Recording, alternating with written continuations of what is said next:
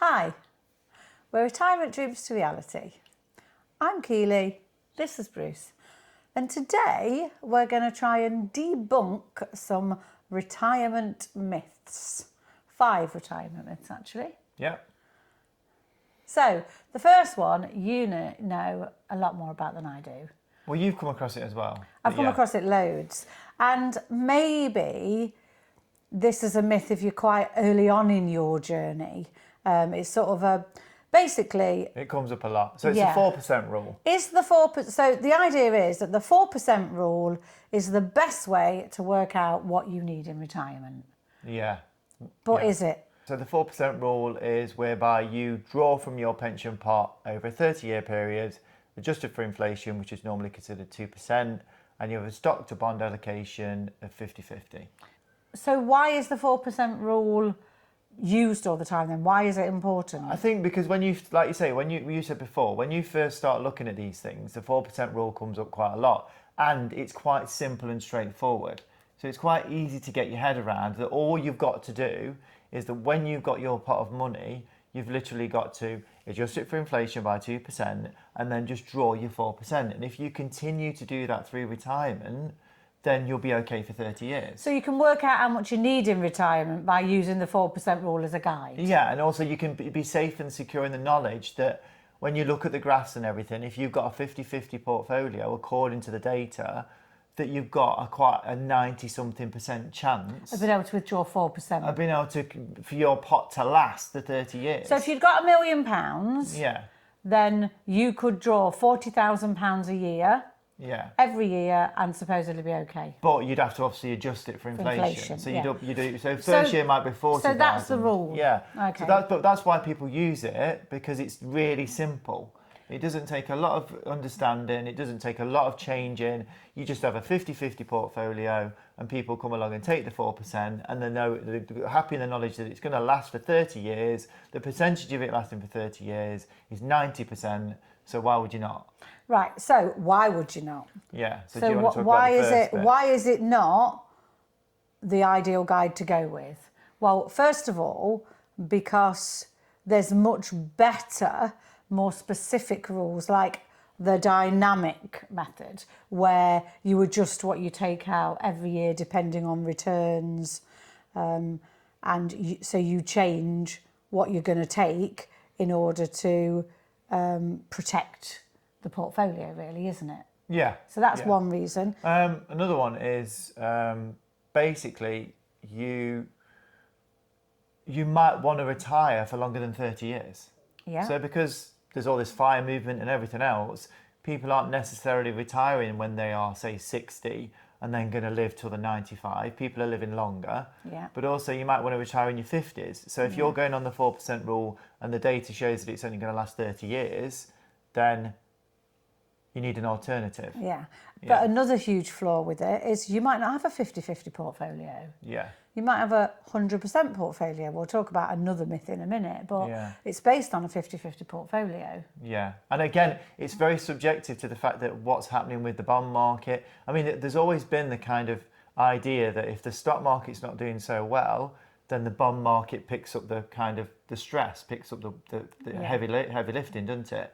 But in recent history, that hasn't been the case. So again, if the whole reason you're doing the 4% rule is for that security, that safety, that, oh, I don't have to worry about it, but then all of a sudden the bond market doesn't perform how it normally does or something happens, then psychologically, how could that affect you?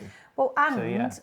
and it could have the opposite effect. Like I've just said, in order for you to retire for 30 years, using the 4% rule, you need £1 million portfolio to draw 40,000. Yeah. Now, if you've watched any of our other videos, you'll see that we're aiming to spend around £40,000 in retirement.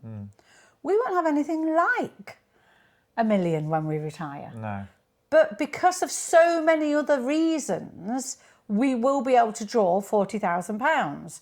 So it could end up you delaying your retirement if you just follow the 4% rule. That's a good point as well, because what the guy that originally came up with the initial idea actually adjusted it and said that you shouldn't be doing 4%, you should be doing 4.5 to 5%, because he was finding that a lot of people were dying with loads and loads of money left over. There's a famous Gordon Ramsay clip. Gordon Ramsay. What's his name? Ramsay. Gordon Ramsay. What's the Ramsay guy? Oh. There's a famous Dave Ramsay clip that got so much negative press because he said you should do the 10% rule. Yeah. All right, so we're going to round down. You're making 11%. All right. If you left 3 in there, that would so that it would grow a little bit to cover some inflation, and pulled off 8, that means you'd be living on $90,000 a year. A safe withdrawal rate at 8%. The account is growing by 3% a year if it averages an 11% rate of return. Also a good point. So you're still getting so more it money. never burns up. It runs in perpetuation. So you're not going to run out of money. You're going to be fine. You know, some of the wonky certified financial Pharisees types, you know, they go bananas on that calculation. That's us, I guess. So basically, it's too simplistic and it could see you working for longer than you need to work, I But think. it also could see that you've got a massive amount of money left over because you've Yeah. not spent enough. But then again, yeah, and it could also still be, it could be more volatile than people think it could be. So yeah. So number 1, the 4% rule, Yeah. too simplistic. Yeah. Yeah. Number 2, you need to change your portfolio and de-risk your portfolio the closer you get to retirement. Yeah, so That's a huge one. When we first went with Vanguard and we initially put our money into it and we looked at doing our private pension, didn't we? The first thing they suggested was the life strategy funds. The retirement funds. Yeah, so not the life strategy funds, the retirement funds. And what's specific about the retirement funds? Well, they de-risk as you get older. Vanguard Target Retirement Funds try to give you the best possible long-term outcome. They do that by dialing down risk over time, but they're beautifully simple because you only have to worry about one thing, which is when you retire.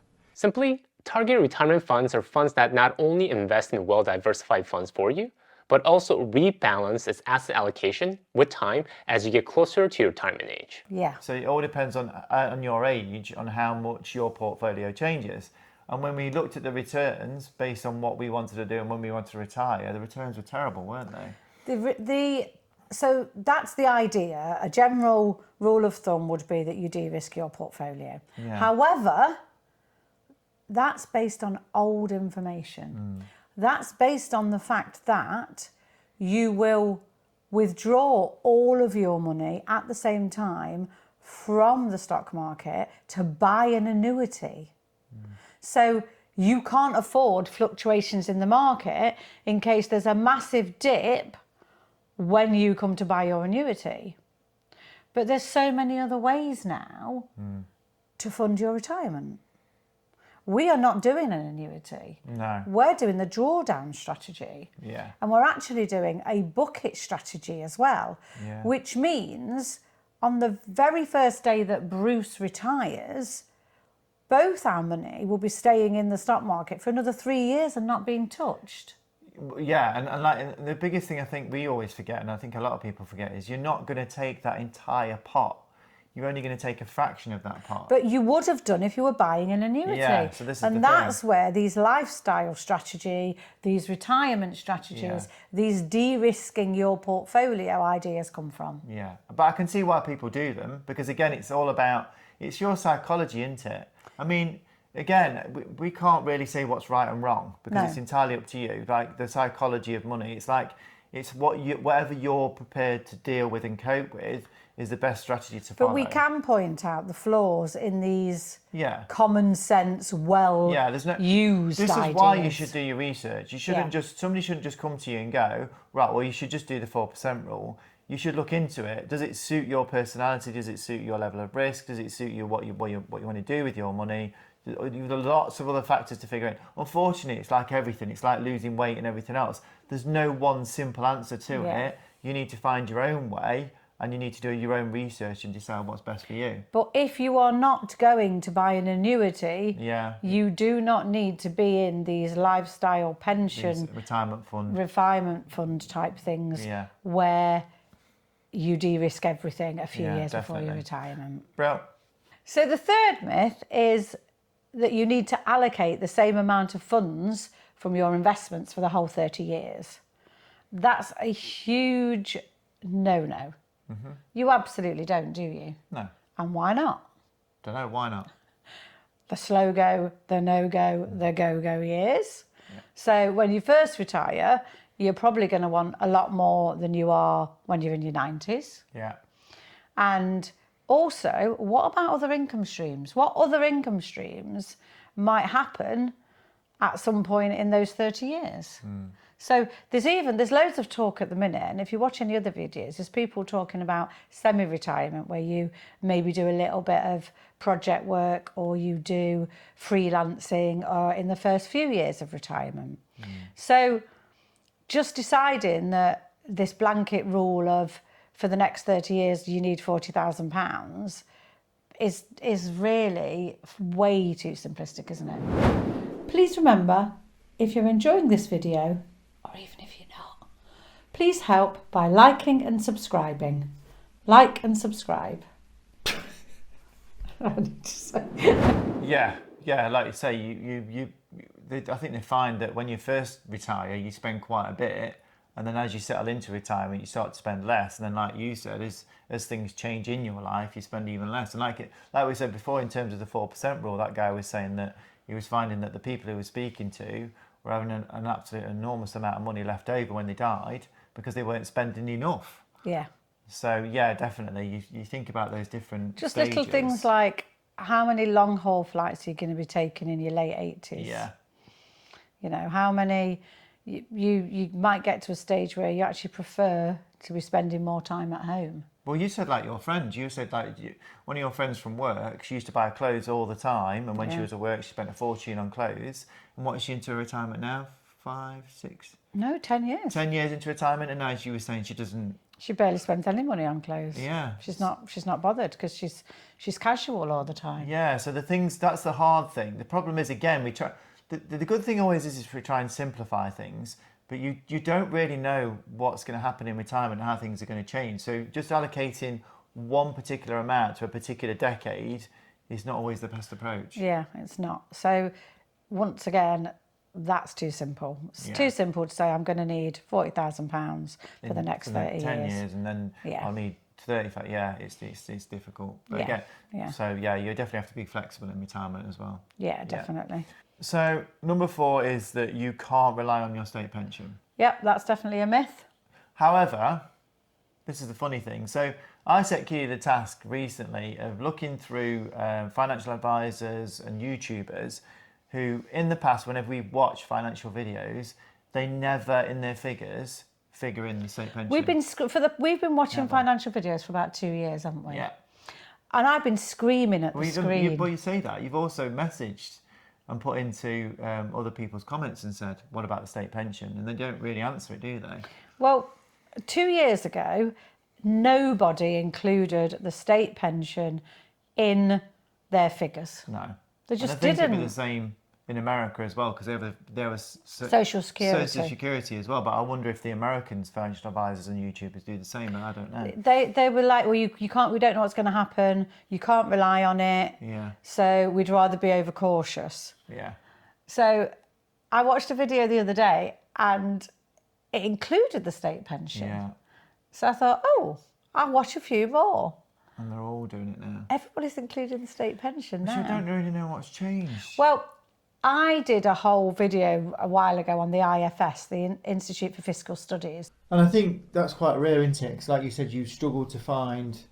This was a financial advisor firm? Yeah, it was a UK financial advisor firm. And it's hard to find financial advisors that do include the state pension within their figures. It can be really difficult, can't it? Yeah. We've watched that many YouTube videos where assume somebody wants £40,000 a year. Yeah. They're factoring in £40,000 a year from 55 to 95. Yeah. But they don't use a state pension taking any of the load. So they're saying they need to provide £40,000 a year from their investments or from wherever. Yeah. And I'm screaming at the screen, but you've got £15,000 state pension. Yeah. And the government commissioned them to do a report on the state pension. And basically, they said they wouldn't make the IFS said they wouldn't suggest making any changes without giving people at least 10 years notice. Yeah.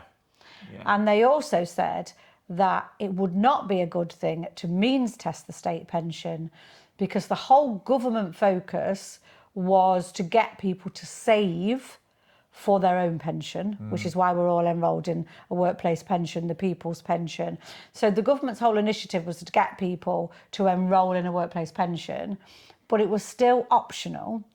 And according to the IFS, if they started means testing it, then people just wouldn't save themselves. This is the danger, isn't it? As soon as you start messing with a pension, what's the point in saving into What's something? the point of saving yourself if you know the government are going to have to give it you if you haven't got it? Yeah. So that's why we've always figured it in with our figures. Yeah. We've always, and we spoke about this in a previous video, we've always considered the state pension within our retirement planning. Yeah. Because I strongly believe that it will be, it might not be in the same format that it is now, but it will be in some sort of form. There will be something. There'll be something. And it's like stocks and shares. It's like people go, well, you can't rely on the stock market, but what's the alternative to not be in the stock market? Yeah. So you've got to, at some point, take a bit of a leap of faith and think, well, what's the alternatives? Well, then I don't pay into my pension and I don't go into the stock market. But again, that just seems silly. I believe that the government wouldn't have commissioned this huge, I think it was a 5-year study. They wouldn't have commissioned this if they weren't at least going to take a little bit of notice of the results. Yeah, definitely. And the results were give people at least 10 years notice before you make any changes. Which doesn't help people that are in the 20s. Well, I was going to say, I am currently 55 and a half, so I've got 11 and a half years until my state pension. So in the next 18 months, if nothing has happened, then I can virtually guarantee on my state pension. And you've got a bit longer. The thing is, what they'll keep doing is, I think, and again, it's all guesswork, isn't it? But I think they'll just keep pushing the age back from when you can withdraw from it. Yeah. And that's what they're pushing, aren't they? But so that's that one. But we definitely figure in the state pension, and it is interesting now. All of a sudden, it seems to be the trend that. Yeah, or the tide has turned. So maybe that's not a myth anymore, but we're not sure. Yeah. Do you want to talk about the last one? And the final one, your home is your retirement fund. So you even work with people, don't you, that say that their home is their retirement fund. But actually, it's never as simple as that. No, I think it's very much a UK thing that we're brought up to think that your castle is your home, isn't it? And that the bigger your home, the more rooms you've got, the bigger your house, the more successful you are, aren't you? But you can't spend a home in your retirement. No, and I don't think that's what people think about. Because I know my mum's next door neighbour, their whole massive part of their retirement plan was that they were going to downsize. Now, that's a massive part of our plan. Yeah, but the problem is they already had quite a hefty mortgage on the property, and they didn't want to. And the problem is the house that they wanted to move from and to, the difference in when they paid off the mortgage and in terms of the house that they wanted to buy, there was nowhere near enough left over in order to do what they wanted to do. Yeah. I mean, it only works really. I mean, it's going to work for us is because one, we haven't got a mortgage, and also we're prepared to downsize quite a bit, aren't we? Yeah. But if you're not prepared to do that, then your house can never be considered. There are so many pitfalls and issues with what are they called, lifelong mortgages. Like interest only. Like lifelong mortgages, equity release, all sorts of things to do with getting equity from your home. But the easiest way to get equity from your home is to sell it and move into a smaller one. It's all well and good to say, oh yeah, our house is our money and we're going to use that money to retire. And then when you actually get into that situation, it's very difficult psychologically to get around that. So you've got to be very careful with it. Yeah, I have done a whole video on downsizing because that's what we're going to do. Yeah. But it's never as simple as your house your wealth is in your home. Your house is going to be your pension. Yeah. And it's unfortunately it's a very particular thing for the UK. So just be careful with that. But there are situations where it does work. Yeah, and hopefully we'll be one of those. Yeah. Watch this space. Yeah. So I hope you got some information from that. That's Retirement Dreams from Reality, Keely and Bruce. and thank you for watching.